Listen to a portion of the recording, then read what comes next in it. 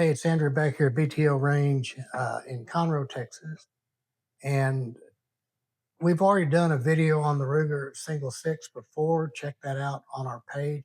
But we just got this example in, and I thought it'd be a good idea to take a look at it and show a little bit more of exactly what you need to look for if you're going to spend money on ostensibly as a collectible single six, and then what some of the pitfalls may be. So starting from what we have the red and black box.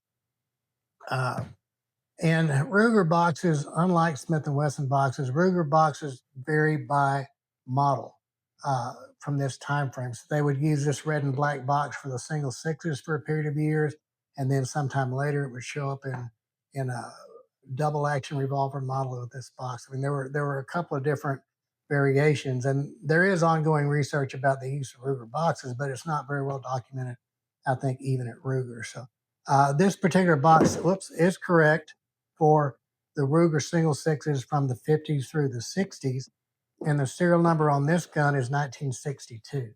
So when we open the box, the wax paper is correct. It would not have been tissue paper.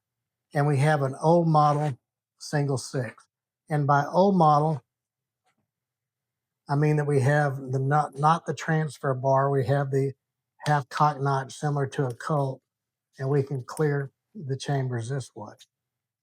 And always remember that when you're going to lower the hammer down, you do it from the full cock. You don't try to pull it through from the half cock. So we pull it down this way to decock the hammer. So we're clear. So let me set this guy off to the side. This is a 5.5-inch barrel Ruger single six, the old model from 1962. So when we look at the end label, we have a catalog number of RSS5, which is correct for the 5.5-inch, probably the most common barrel length in the old model single six. And there are a couple different variations of it. The RSS5, which is this gun, then there was RSS5X, which was the convertible cylinder gun. Now that X may or may not appear on the box. So what we have here, in fact, I've seen more of them not with the box. Now, a lot of times you will find the serial number grease penciled in here, but in this case it is not. Someone has written 1962. The previous owner had put the year in there. But what we have in here also is another cylinder. We have the hang tag, and then we have the parts list, and we have the 1-year warranty card, 1-year Ruger guarantee. That's National Rifle Association thing also. So this is the date on the instruction sheet, revised 8/1 of 59. So 8/1 of 59 is the date on this manual. So that would be correct for a 1962 gun as well. So we're pretty happy with that. And it does explain care and cleaning, parts list, all that stuff. It's the correct instruction manual. So all that's still looking really, really good. What we don't have in this box are conversion parts. In other words, this still has the old model lockwork in it. If this gun had ever been sent back to Ruger for any reason, they would have converted it to the transfer bar system, and then the original parts would have been in a package in the box that they sent back. So that doesn't exist. The gun hasn't been back to Ruger. So it's as it was, right? So what are some of the wear spots that we look for on the single six? And it kind of applies to all of the single action Rugers. Well, the same thing we typically look for.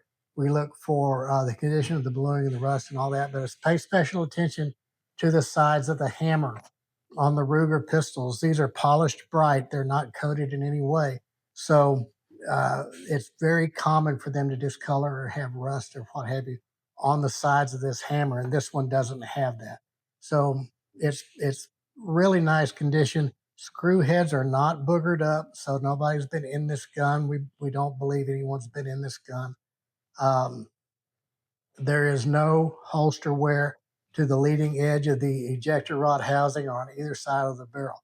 So it's just a really crisp gun. So let's pull the cylinder out of it and let's compare the cylinders to see if they're correct also. So this should be a long rifle cylinder and a Magnum cylinder. They're not marked. Some of them are the unfluted cylinders on the later guns. The 22 Magnum is marked 22 Magnum. On the early old model guns, they're not marked, but there is a difference. So to remove the cylinder on the single six, this is a round gate as opposed to a flat gate, which is correct for the year. We're going to go to the half cock notch, depress the lock for the base pin. Now, see, the base pin does have a little wear from sliding in and out here, right? So that doesn't concern me terribly much. Let me put this paperwork over here with this. So now the cylinder just lifts up out of the grip frame like that. So when we look at the cylinder, we're looking for any rust or corrosion here on the face of what would be an arbor if it was removable. And we're looking for pitting or discoloration around the chamber throats. And we have none of that. We have none of that at all. We do have a little bit of finish loss here to the outside rim of this long rifle cylinder. So let's look in here. And here we have the red bag, and this should be a Magnum cylinder. Now, it's a fluted cylinder. That's correct for 22 Magnum for a gun from 1962. That is correct. Later ones were not fluted. Here's how you would tell the difference. Now, there is a difference if you try to put a 22 Magnum shell or cartridge into this long rifle cylinder, it won't go in there. They're bigger around, so that won't fit. But a long rifle would go into here. But notice the back of the cylinders. This long rifle cylinder has a channel around the circumference of it, and the Magnum cylinder has rebated chamber. So that's going to be the quick and easy way to tell the Magnum cylinder from the long rifle cylinder, even though they're not marked as such, right? So the accessory cylinders, if this gun came with both cylinders from the factory, we would see the last three digits of the serial number, electro penciled, not laser engraved, not stamped, but they did it with an electro pencil. We would see the last three digits here. And we probably won't be able to see it with this light, but I have looked at it with the jeweler's loop, and there are three digits there, but they don't match that gun. So this cylinder came along at some other time prior to or after the gun was made, right? So now the question becomes, does it fit, right? So there are four critical points for a cylinder to fit the single action revolver, right? And that sets the in shake, that sets just how the gun fits into the cylinder window. Most of it is related to the length of this this arbor or this boss right here.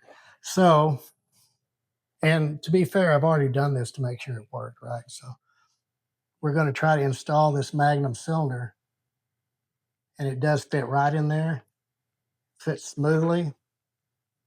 Then we're going to install the arbor.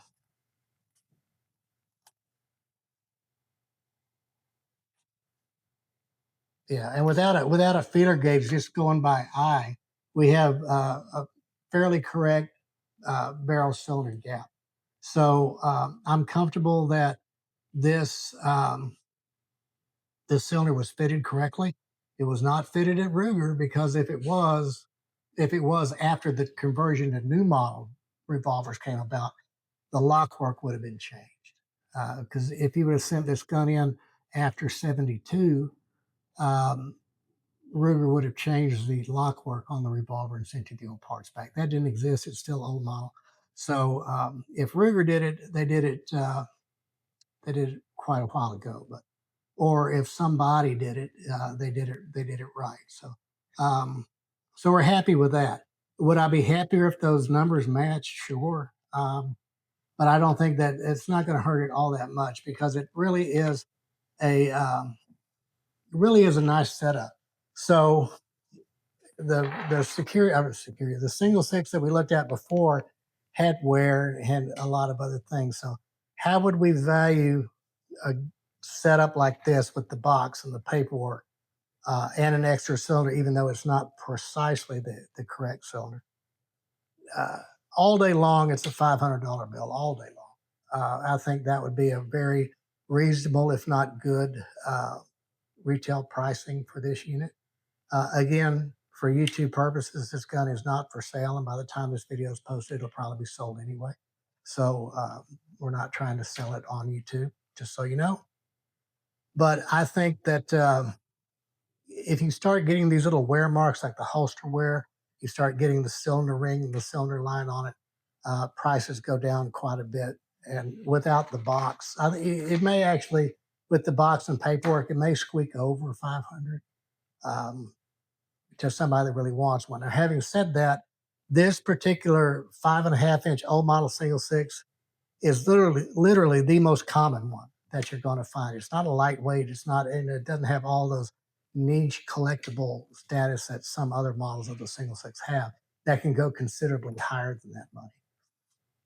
But that said, again, Ruger single six. It's. I really hate the term iconic. I think it's grossly overused. But if it were to be used, you could certainly apply it to this model because it certainly did a lot of good for Ruger and the genre of single actions as a whole, I think. So, in any event, 1962, Ruger Single Six. If you like what we're doing, hit that like button, hit that subscribe button. Let us know. Send us a comment. We look at those and respond to them as often as we can. And we will definitely see you on the next one.